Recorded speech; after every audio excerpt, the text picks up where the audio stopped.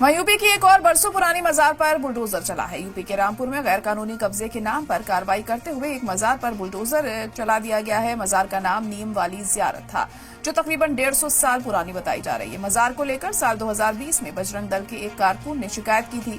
इंतजामिया ने भी शिकायत पर अमल करते हुए मजार को गिरा दिया और हवाला दिया कि ये मजार ट्रांसपोर्ट में रुकावट बन रही थी, जिससे यहाँ कई सड़क हादसे भी हो चुके थे।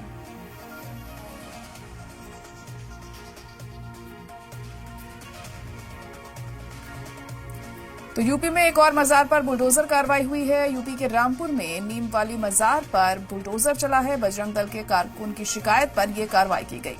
तकरीबन 150 साल पुरानी ये मजार बताई जा रही है। इंतजामिया ने ट्रैफिक में रुकावट का हवाला देते हुए इस मजार को तोड़ा, लेकिन रात के अंधेरे में ही ये कार्रवाई की गई और जब लोग सुबह उठे तो उन्होंने देखा ये मजार वहां पर थी ही नहीं। इसके बाद काफी गुस्सा और नाराजगी जरूर लोगों में देखने को मिली है, लेकिन इंतजामिया की तरफ से ये हवाला दिया जा रहा है कि ये रास्ते में रुकावट बन रही थी। तो यूपी में एक और मजार को मुनादिम किया गया है, उस पर बुलडोजर एक्शन सामने आया है।